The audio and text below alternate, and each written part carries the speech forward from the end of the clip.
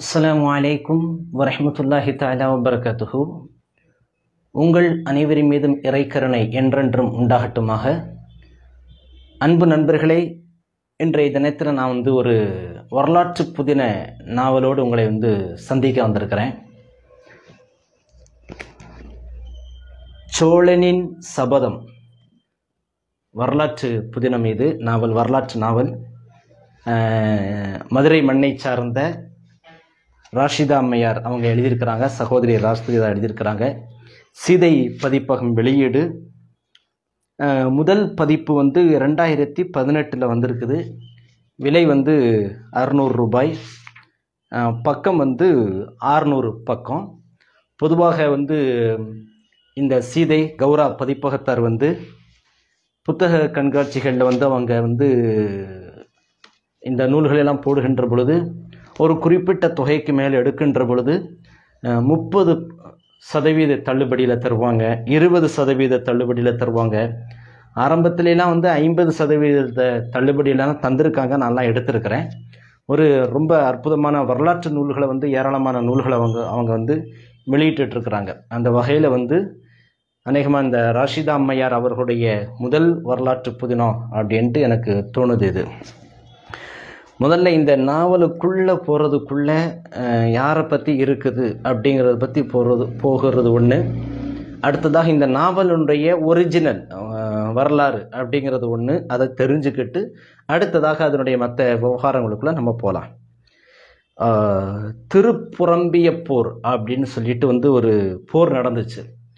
அநேகமாக கிட்டத்தட்ட கிபி 885 அந்த ஆண்டு வாக்கில் ஒரு 4-5 வருஷம் முன்ன பின்ன அந்த நேரத்தில் நடந்திருக்குது.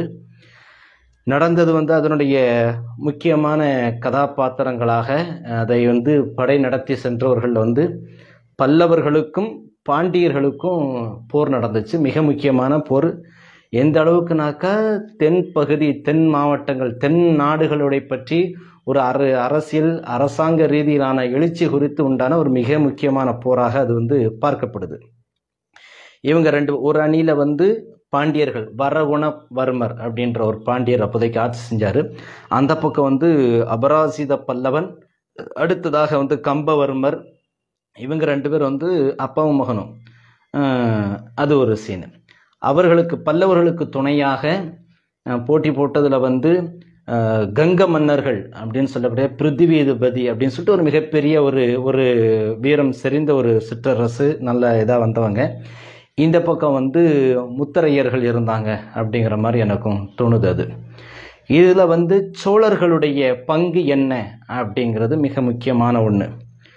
உண்மையான வரலாற்று தகவல்களில் நாம் நிரம்ப பார்க்கின்ற பொழுது, ஏராளமான தரவுகள் நமக்கு கிடைச்சதை வச்சு பார்க்கின்ற பொழுது, பாண்டியர் இந்த பல்லவர்களுடைய அணியிலேயே சோழர்கள் இருந்திருக்கிறார்கள் அப்படிங்கிறது தெரியுது. ஏனென்றால் அன்றைய சமயத்தில் இருந்த நாகப்பட்டினம், அந்த பூம்புகாவர்லாம் இருக்கு இல்லையா, காவிரி பூம்பட்டினம், அந்த பகுதியெல்லாம் பல்லவர்களுடைய கண்ட்ரோலில் இருந்திருக்குது. அந்த சோழர்கள் சிற்றரசாக இருந்திருக்கிறாங்க. அவர்கள் பல்லவர்களுக்கு கீழே அவங்க கப்பங்கட்டி அவங்களுக்கு கீழே ஒரு சிற்றரசாக இருந்தாங்க. அதை நிர்வகிக்கக்கூடிய பொறுப்பு பழியிலி என்று சொல்லக்கூடிய அந்த முத்தரையர்கள், அவங்க அந்த அரசர்கள்ட்ட பொறுப்பு இருந்திருக்கு. ஸோ இவங்களெல்லாம் அந்த அணியில் இருந்திருக்கிறதாக நமக்கு காண. இவங்க எல்லாருமே அந்த பகுதியில் முத்தரையர்கள் பாண்டியர்கள் கூட இருந்திருக்கிறாங்க. சோழர்கள் பல்லவர்களோட இருந்திருக்கிறாங்க. இப்படிங்கிறது தான் ஹிஸ்ட்ரியில் ரொம்ப தெளிவாக போட்டிருக்கிறாங்க ஒன்று. ஆனால் இந்த கதையில் சோழர்கள் கதையினுடைய மிக முக்கியமான நாயகனாகிய விஜயாலய சோழனுடைய மகன் ஆதித்த சோழன், அவங்க தான் கதையினுடைய மிக முக்கியமான கதையின் நாயகனாக அவர் இருக்கிறார். ஓகேவா? அவரை எந்த பக்கத்தில் அவர் பங்கு பெறாரு அதை மையப்படுத்தி தான் மொத்த கதையுமே நகருது. ஒரு பக்கத்தில் பாண்டியர்கள் என் பக்கத்தில் வாங்க அப்படின்னு சொல்லிட்டும் தூது விடுறதும், பல்லவர்கள் எங்களோட தானே, நாங்கள் தானே உங்களை ஜெயிச்சிருக்கிறோம், ஸோ நீங்கள் எங்களுடைய கண்ட்ரோலே நீங்கள் இருந்து போரை நடத்துங்க, அப்படியே போரில் பங்கு பெறுங்கன்றது அவங்க ஒரு பக்கமாக அப்படி மாற்றி மாற்றி இழுக்கிற மாதிரி இந்த கதையை மையப்படுத்தியிருக்கிறாங்க. மையப்படுத்தினா கதையில் பார்த்தீங்கன்னாக்கா சும்மா எக்கச்சக்கமான ட்விஸ்ட் வச்சுருக்கிறாங்க கதையில். அவ்வளோ அற்புதமாக இருக்கும். ராஷிதாவினுடைய எழுத்து வந்து ரொம்ப ரொம்ப அற்புதமான எழுத்துக்கள். இதற்கு முன்னாடி வந்து வாளறிவேந்தன் சொல்லிட்டு வந்து ஒரு கதை இருக்கும், பல்லவரை பற்றி தான் இருக்கும், ரொம்ப அற்புதமாக இருக்கும். இன்னொரு கதை கூட படிச்சிருக்கேன், அதுவும் ரொம்ப அற்புதமாக இருக்கும். அதே இது முதல் நாவலான்ற வியக்கிற அளவுக்கு ஒரு அற்புதமான ஒரு நாவல். அது ரொம்ப சிறப்பாக இருக்குது. அதுதான் வந்து அவருடைய எழுத்து வந்து நீங்கள் எடுத்தீங்கன்னாக்கா உங்களால் வந்து வைக்கவே முடியாது. அடுத்ததாக ராஷிதாட்ட இன்னொரு ரொம்ப ஸ்பெஷலான விஷயம் என்ன அப்படின்னு சொல்லி பார்த்தாக்கா வந்து புதிய புதிய வார்த்தைகள், ரொம்ப அந்த பழைய இலக்கிய தரம் உள்ள வார்த்தைகளை அப்படி இடையில நமக்கு வந்து கொண்டு வந்து கொடுத்துட்டு அதுக்குண்டான ஒரு அர்த்தத்தையும் வந்து எப்போவுமே நமக்கு வந்து சொல்லிடுவாங்க. அடுத்ததாக ஏதாவது சில வித்தியாசமான போர் பயிற்சி முறைகள் அல்லது வந்து தற்காப்பு கலை முறைகளை சொன்னாங்கன்னாக்கா அதை வந்து முழுசாக வந்து அதை பற்றி உண்டான விஷயத்தை வந்து சொல்லிடுவாங்க. இதில் வந்து சுருள்வாள்னு சொல்லுவாங்கள்ல, ஒரு இப்படி சுற்றுனா வந்து அப்படியே சரசரச நிறைய வாழாவெல்லாம் சுருட்டையாக இருக்கும். அதை பற்றி உண்டான ஒரு அழகான ஒரு அறிமுகத்தை வந்து நமக்கு இதில் வந்து கொடுத்துருக்குறாங்க. அதுபோல் வந்து இவங்க வந்து ஒரு தனிநபர் சண்டை, ஒருத்தர் வந்து ஒரு 4-5 நபர்களை எதிர்கொள்கிறாரு, ஒரு 10 பேரை எதிர்கொள்கிறாரு, ஒருத்தரையே எதிர்கொள்கிறாரு அப்படின்னாக்கா ரொம்ப டக்குன்னு வந்து ஒரு ஒரு ஒரு ஒரு பேராக்குள்ளே வந்து ஃபைட்டை முடிச்சிருவாங்க. அடுத்து வந்து விவரிப்பாங்க பாருங்க எப்படி எப்படி நடந்துச்சு இந்த ஃபைட் அப்படிங்கிறது. ரொம்ப விஷுவலாக பார்க்குறதுக்கு நம்ம வாசிக்கின்றது அவ்வளோ அற்புதமாக இருக்கும். அது மட்டும் இல்லாமல் எந்தெந்த இதில் வந்து இந்த நாவல் தான் ரொம்ப ஆச்சரியமான ஒரு நாவலாக நான் வந்து பார்க்குறேன். ஏன்னாக்கா இப்போதைக்கு தமிழ்நாட்டினுடைய நிலப்பரப்பு எவ்வளோ பெருசு இருக்குது அப்படிங்கிறத நீங்கள் வந்து மனசில் வச்சுக்கிடுங்க. அங்கே பார்த்தீங்கன்னாக்க ஒரு பகுதி வந்து அந்த மாமல்லபுரம் இருக்கு இல்லையா, மல்லை, அதுதான் காஞ்சிபுரம் மல்லை, அந்த பகுதியில் இருந்து அங்கே தான் பல்லவர்கள் ஆச்சு. அந்த பகுதியில் இருந்து ஒவ்வொரு இடமா வர்றாங்க, விழுப்புரத்துக்கு வர்றாங்க, அடுத்ததாக வந்து கடலூர் பகுதிகளுக்கெல்லாம் வர்றாங்க, அடுத்ததாக பூம்புகார் நாகப்பட்டினம் பகுதிக்கு வர்றாங்க, தஞ்சாவூர் பகுதிகளுக்கு வர்றாங்க, சேரர்கள் இருக்கக்கூடிய பகுதிகளுக்கு கரூர் பகுதி, இந்த வஞ்சி மாநகரம் இந்த பகுதிகளுக்கு வர்றாங்க, பாண்டியர்கள் பகுதி வர்றாங்க. பாண்டியர்கள்லேருந்து அப்படியே பேக் சைடு பார்த்தீங்கன்னாக்கா அந்த முத்து நகர் திருநெல்வேலிலாம் ஒட்டி இருக்கக்கூடிய அந்த பகுதிகள் வரைக்கும் வந்து ஒரு பெரிய அளவிலான ரவுண்டு சேரர்கள் வரைக்கும் வந்து சீன் வந்து காட்சிகள் வந்து ஒட்டுமொத்த தமிழ்நாடு, இப்போ இருக்கக்கூடிய ஒட்டுமொத்த தமிழ்நாட்டையும் ஒரு பெரிய ரவுண்டு கட்டி இந்த கதையில் வந்து அவ்வளோ பேரையும் கொண்டு வர்றாங்க. கொண்டு வர்றதோடு மட்டுமல்லாமல் அன்றைய காலகட்டத்தில் மிக முக்கியமான அரசர்களாக யார் யாரெல்லாம் இருந்தாங்களோ அவங்க எல்லாரையுமே ஒரு ஹீரோ ரேஞ்சுக்கு கொண்டு வந்திருக்காங்க. ஒவ்வொருத்தருடைய மதிநுட்பமும் ரொம்ப அற்புதமாக சொல்லியிருக்கிறாங்க. வரகுண பாண்டியருடைய அவருடைய ராஜதந்திரங்கள், பல்லவன் அபராசிதனுடைய ராஜதந்திரங்கள், அடுத்ததாக வந்து நம்ம பழியில் அனந்தன் பழியிலின்னு சொல்லிட்டு முத்திரையர்கள் அவர்களுடைய ராஜதந்திரங்கள், பழுவேட்டரையருடைய ராஜதந்திரங்கள், அடுத்ததாக விஜயாலயனுடைய ராஜதந்திரங்கள், ஆதித்த சோழனுடைய ராஜதந்திரங்கள், இப்படி ஒவ்வொரு கங்க மன்னர் அவருடைய கேரக்டர் வந்து அவ்வளவு அற்புதமாக வந்து இதில் வந்து கொடுத்துருப்பாங்க. கங்க மன்னர் வந்து பிருத்விபதி அப்படின்னு ஒருத்தர் இருக்கிறாரு. ரொம்ப அற்புதமான ஒரு கேரக்டரில் வந்து வந்திருப்பாப்புல. ஒட்டு மொத்தமாக வந்து நீங்கள் வாசித்து முடித்து பார்க்கையில் வந்து அவர் மேலே வந்து உங்களுக்கு ஒரு அன்பு ஏற்படும்ன்ற அளவுக்கு ரொம்ப அற்புதமாக வந்து அவருடைய கேரக்டரை வந்து இதில் வந்து வடிவமைச்சிருப்பாங்க இல்லையா. அடுத்து இதில் இருக்கக்கூடிய வந்து அடுத்து இன்னொரு சீன் என்னன்னாக்கா வந்து ஒவ்வொரு அரசர்களும் அல்லது இளவரசர்களும் ஆலோசனை மண்டபத்தில் வெவ்வேறு இடங்கள்ல இருப்பாங்க. இருக்கும்போது வேற வேற அத்தியாயம் கிடையாது, ஒரே அத்தியாயத்திலேயே ஒரே சீன்லையே எப்படி அந்த எடிட்டிங் வந்து டக்குன்னு கட் பண்ணி வந்து மாற்றி மாற்றி வச்சா வந்து ஒரு சீனை அடுக்குனா எப்படி இருக்கும், அதே மாதிரியே வந்து தஞ்சாவூரில் வந்து ஒருத்தவங்க ஆலோசனை செய்கிறாங்க அப்படின்னாக்கா அப்படியே கட் பண்ணிட்டு பார்த்தா மதுரையில் ஒருத்தவங்க ஆலோசனை பண்ணியிருப்பாங்க, அப்படியே கட் பண்ணிட்டு பார்த்தா வந்து பல்லவத்தில் ஒருத்தவங்க ஆலோசனை பண்ணிக்கிட்டு இருப்பாங்க. இப்படி வெவ்வேறு இடங்கள்ல.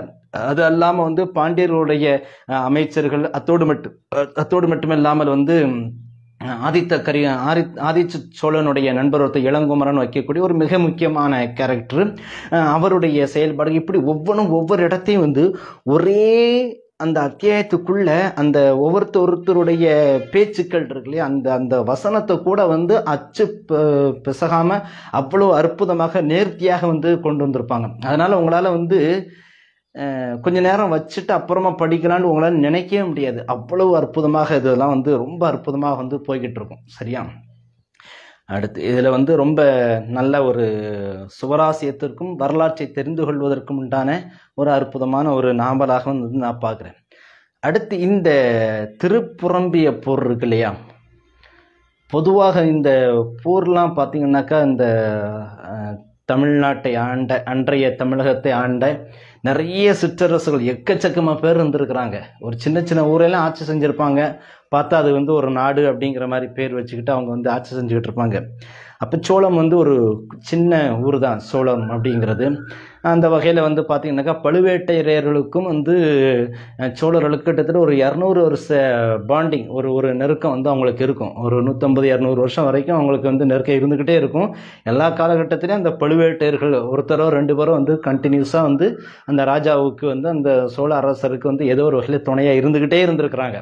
அது வந்து வரலாற்று நெடுகளையுமே வந்து நம்மளால் வந்து பார்க்க முடியுது. அது ஸோ இந்த சின்ன சின்ன பகுதிகளை தான் வந்து இவங்கெல்லாம் வந்து எல்லாருமே ஆச்சு. அப்போதைக்கு பெரிய அரசு, மிகப்பெரிய பேரரசுன்னு சொல்லி பார்த்தீங்கன்னாக்கா வந்து பல்லவ பேரரசு தான். அது வந்து இந்த இப்போ நம்ம கதை சொல்லிக்கிட்டு இருக்கோம் இல்லையா, 885 அந்த 800-900 அவங்க வந்து அப்படி ஒரு வம்சமே இல்லைங்கிற அளவுக்கு அது அப்படியே பூண்டோட வந்து அது முடிஞ்சு போச்சு.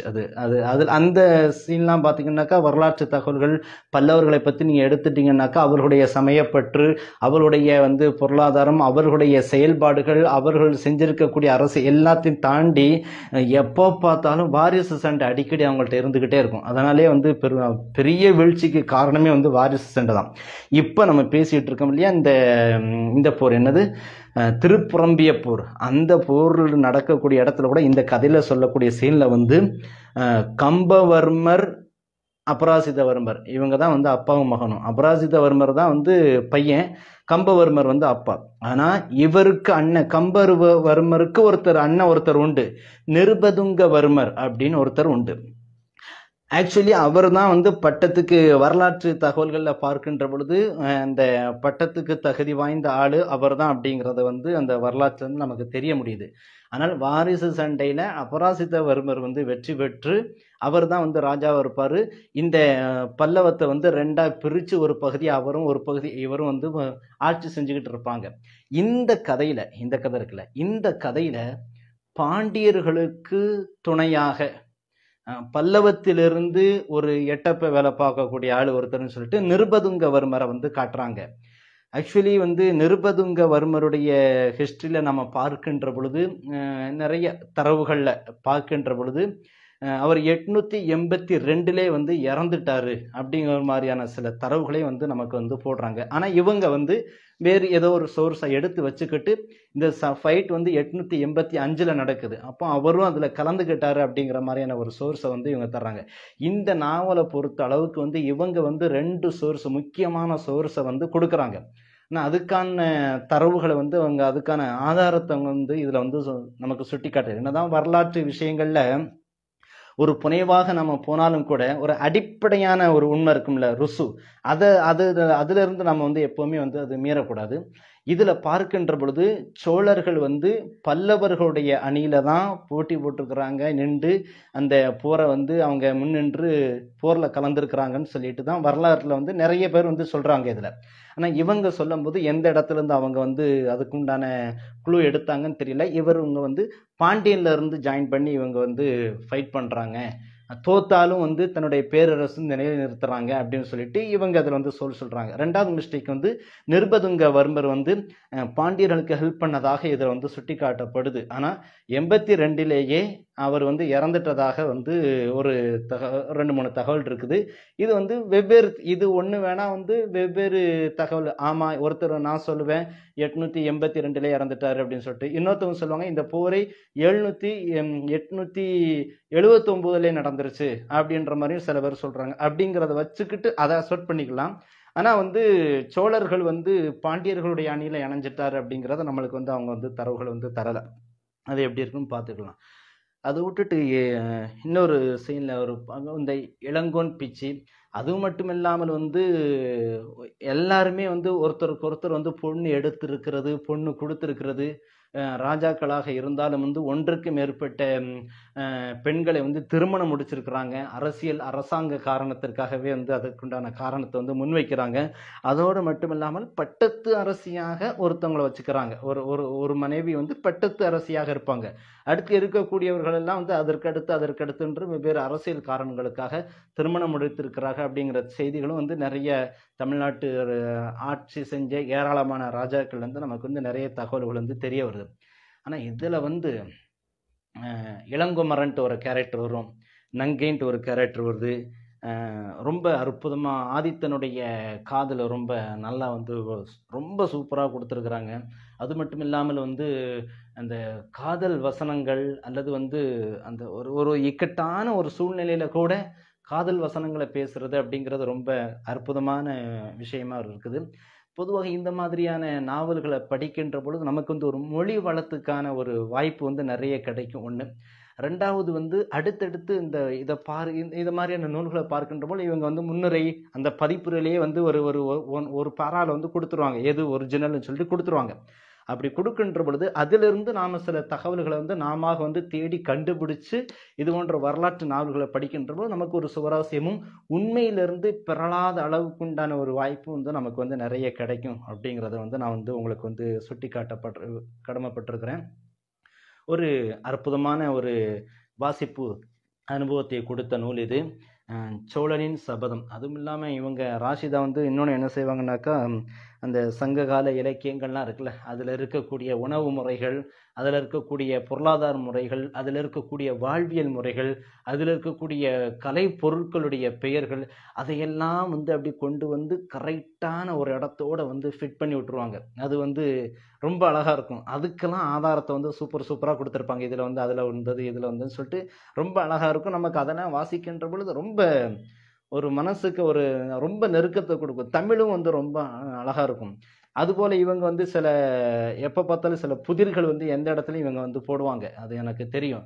அந்த புதிர்களையும் அதை உடைப்பதற்கு நம்மளால் அந்த புதிரை உடைக்க முடியுமான்ற அளவுக்கு நம்ம வந்து அந்த ஒற்றர்களோடு, அந்த ராஜாக்களோடு, அந்த இளவரசர்களோடு நாம் வந்து அப்படியே வந்து மாறிடுறோம். அது மட்டும் இல்லாமல் இவங்க கிட்டத்தில் இருக்கக்கூடிய அந்த பெண் கேரக்டர் இருக்குல்ல, அவங்களுக்குலாம் ரொம்ப ஸ்ட்ராங்கான ஒரு விஷயத்தை வந்து கொடுப்பாங்க. அந்த வகையிலையும் வந்து ரொம்ப நல்லா இருக்குது.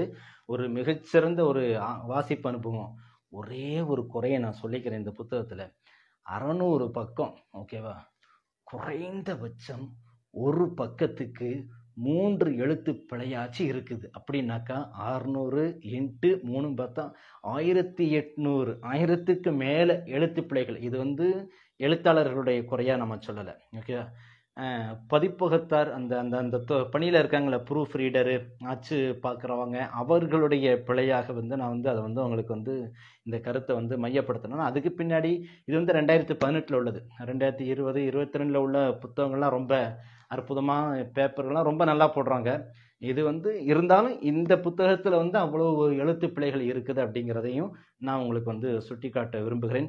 மீண்டும் ஒரு நல்ல நூலோடு உங்களை சந்திக்கிறேன். அதுவரைக்கும் சோழனின் சபதம். சோழனின் சபதம் வெற்றி கொண்டுச்சான்னு சொல்லி அதை சொல்ல மறந்துட்டேன், பார்த்தீங்களா? அந்த திருப்புறம்பிய போரில் வந்து ஒரிஜினலாக பல்லவர்கள் அணியோடு ஆதித்த சோழன் இருந்து பாண்டியர்களை வந்து வெற்றி கொண்டுருவாங்க. வெற்றி கொண்ட பின்னாடி சோழ தேசத்தை வந்து தஞ்சை, அந்த பழையாறு, அந்த பகுதியினுடைய வந்து சிற்றரசு, சுதந்திர பேரரசாக வந்து சுதந்திரமான அரசாக வந்து அறிவிச்சுக்கிறாங்க. இந்த வெற்றிக்கு பகரமாக அதை வாங்கிட்டதாக தான் வந்து வரலாற்றுலாம் இருக்குது. அதுக்கு அடுத்து வெகு விரைவிலேயே அபராசித பல்லவனை வந்து தொண்டை நாட்டு அந்த போரில் வந்து இதே சோழன் வந்து வெற்றி கொண்டு அவனை கொன்னுட்டு, அதோட அந்த அந்த ஒரு 50-100 வருஷத்துக்குள்ளாகவே வந்து அந்த பல்லவர்கள் வந்து தேஞ்சு வந்து ரொம்ப குட்டிய சின்ன பகுதியை வந்து ஆட்சி செஞ்சுட்டு அப்படியே அவங்களுடைய வழக்கு ஒழிஞ்சிருச்சு. சோழர்களுடைய எழுச்சி வந்து பெரிய அளவில் வந்துருச்சு. நல்லா தெரிஞ்சுக்கிட்டிங்கன்னாக்கா இது வந்து 900 ஆச்சு அப்படின்னாக்கா அடுத்த ஒரு 50-100 வருஷத்துக்குள்ளார நீங்கள் ஆவலோடு எதிர்பார்க்கக்கூடிய அந்த பொன்னியின் செல்வன்லாம் இருக்குல்ல, அதெல்லாம் இதுக்கு பின்னாடி வர சீன்லாம். இங்கே ஒரு 50-100 வருஷத்துக்கு அடுத்து வரக்கூடிய விஷயங்கள் அது. ஆனால் அதுக்குண்டான விதை போட்டது யாரு? ஆதித்த சோழன். ஓகேவா? இவன் தான், நம்மளால தான். இந்த அங்கே பொன்னியின் செல்வனுடைய அண்ணன் ஒருத்தர் இருக்கலாம், ஆதித்த கரிகாலனுக்கு வந்து இவருடைய பேரையும் முன்னாடி கரிகால் சோழன் அவருடைய பேரையும் சேர்த்து வச்சு தான் வந்து ஆதித்த கரிகாலன் அப்படின்னு சொல்லி வச்சிருக்கிறதாகவும் வந்து ஒரு பேச்சு வழக்கு உண்டு. ரொம்ப அற்புதமான ஒரு. ஆனால் இந்த கதையில் வந்து என்ன சொல்லியிருப்பாங்கன்னாக்கா, நம்ம பாண்டியர்களோட இணைஞ்சு போர் செஞ்சிருப்பார் ஆதித்தனு. தோத்துருவாங்க, இருந்தாலும் ரொம்ப வீரமாக வந்து ஃபைட் பண்ணியிருப்பாங்க. ஃபைட் பண்ணி பல்லவர்கள் வந்து ஜெயிச்சிருவாங்க. ஜெயித்தாலும் கூட அவங்க ரொம்ப தூரத்துக்கு போயிட்டதுனால வந்து தஞ்சைக்குள்ளே வந்து இவங்களால படையெடுத்து வர முடியாதனால அவங்க வந்து போர் சேதம் வந்து 2 பேருக்குமே இருக்கும். அதனால் வந்து அடுத்து யாருமே வந்து போர் வந்து நடத்த முடியாத ஒரு சூழ்நிலை வந்து பொருளாதார ரீதியாகவும் படை பலத்திலையும் வந்து 2 பேருமே வந்து 2 பெரிய அரசுகளுமே வந்து ரொம்ப பலகீனமாக இருக்குது. அப்படிங்கிறப்ப வந்து வேறு சில சிற்றரசுகள் வந்து தனக்கு தானே விடுவித்துக்கிறாங்கல்ல, அந்த மாதிரி விடுவிச்சதில் வந்து மிக முக்கியமான அரசாக சோழ அரசு அப்படிங்கிறத வந்து இந்த கதையில் வந்து சுட்டி காட்டுகிறாங்க. வாசிப்பதற்கு ரொம்ப இனிமையான நூல். மீண்டும் ஒரு நல்ல நூலோடு உங்களை சந்திக்கிறேன். இறையருள் நிறைக. அஸ்ஸலாமு அலைக்கும். நன்றி.